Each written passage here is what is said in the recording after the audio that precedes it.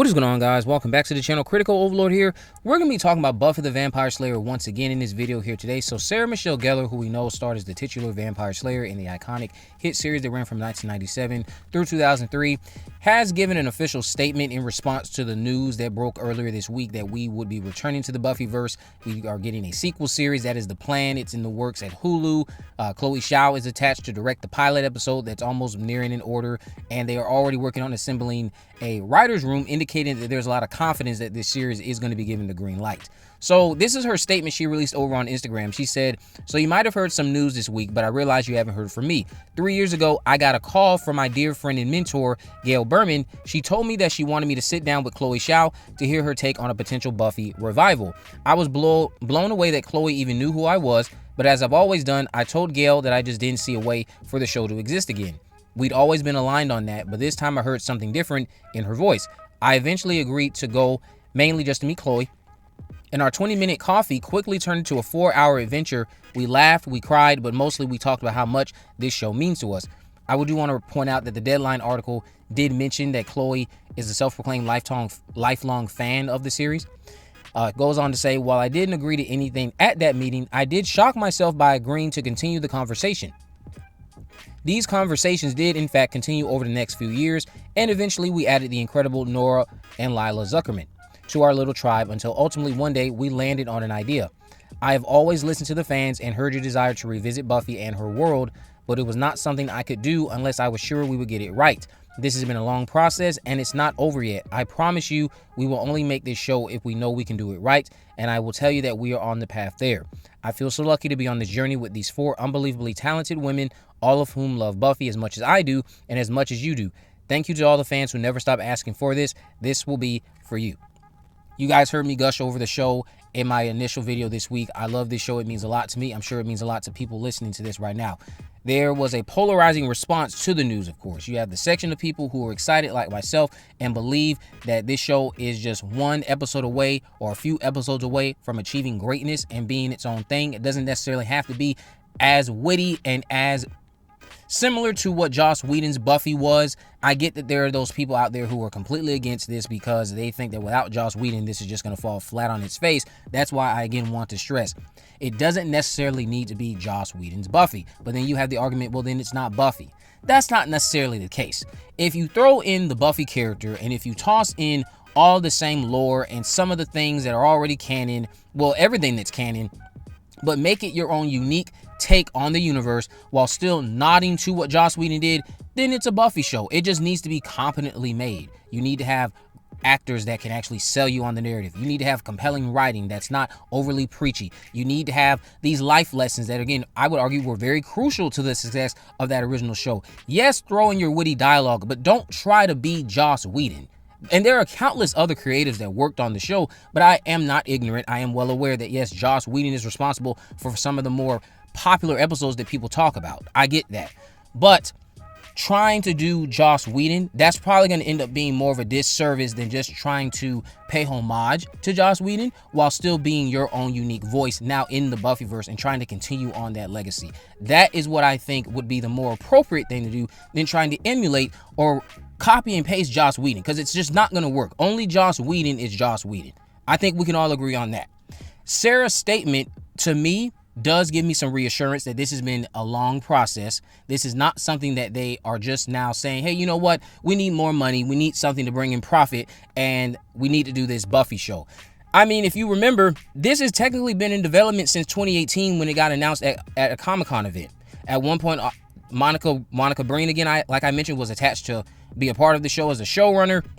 It was going to be a new take, new Slayer. They were not going to be retelling Joss Whedon's story. She put that out in a statement, and of course, that just fell through the cracks. This, however, is much more far along than where we've been in 2018. So since 2018 to now, it is clear as day they never gave up on this. We got a report in 2022 that it was paused. Never got a report that it was canceled. Never came out of anyone's mouth.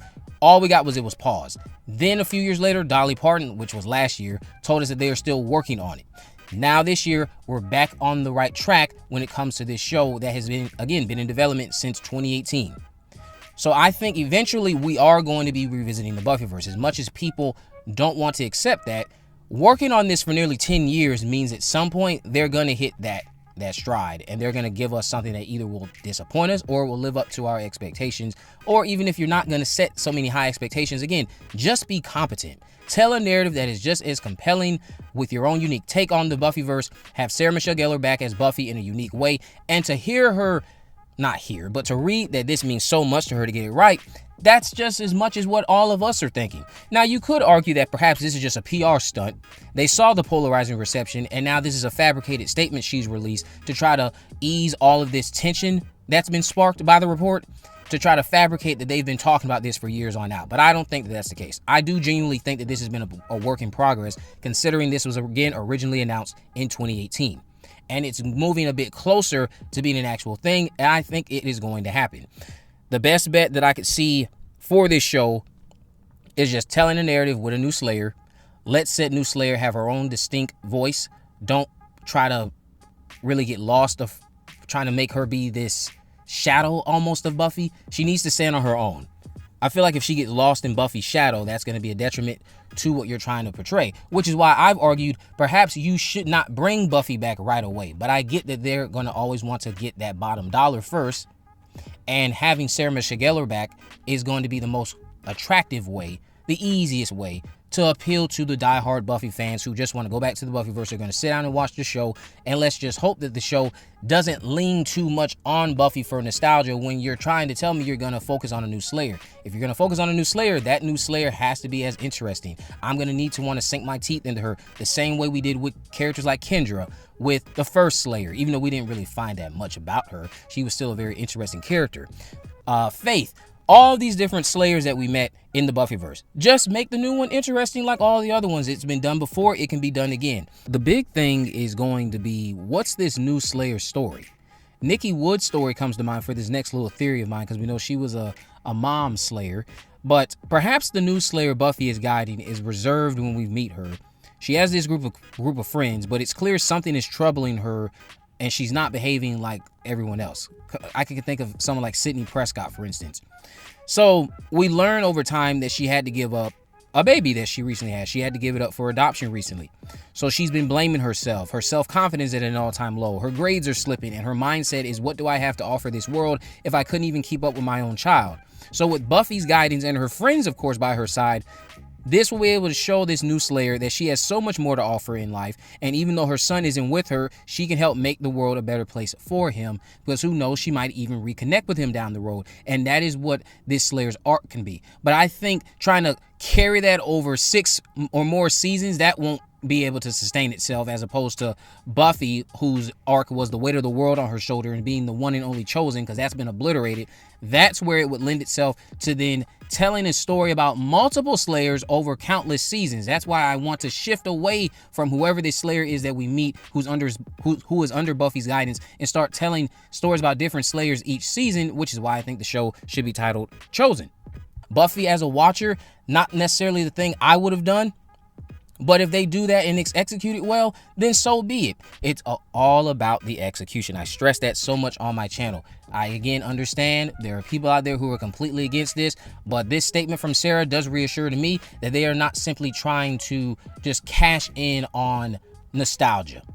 You can still believe that this is just a fabricated PR stunt. I know there's somebody out there who thinks that, but I think that this is a genuine statement. I think Sarah actually does genuinely care about the character. She's been opposed to this for some time. She's told us this herself. So now seeing this statement and having some context from her, it's like, so that's what's been going on. She's been being a bit hesitant, and there's something that's cracked that now makes her say, okay, we're on the right track, but we're not going to actually do it if we can't get this right. And she, again, says they're on the path there. Assembling a writer's room and all of that stuff, we're going to get something before the end of the year. Something's going to be announced before the end of the year. I have faith in that, because if Hulu is this confident that they're already going to have a writer's room assembled, whatever pilot gets shown to them, it seems like they're confident that they are going to say, okay, let's move forward and let you guys do a full-fledged show. So hopefully things go as planned. And when it comes to the returning characters like Angel and Spike, if you saw my post on Twitter, I just want to propose this in a video for all of you listening who didn't see my tweet. I understand that some fans want to see both Angel and Spike back, and then you have some fans who want one or the other. I am one of those fans who do want one or the other, preferably Spike. If you're someone who follows me on Twitter, has listened to some of my videos, that's probably not shocking to you. I do prefer Spike over Angel.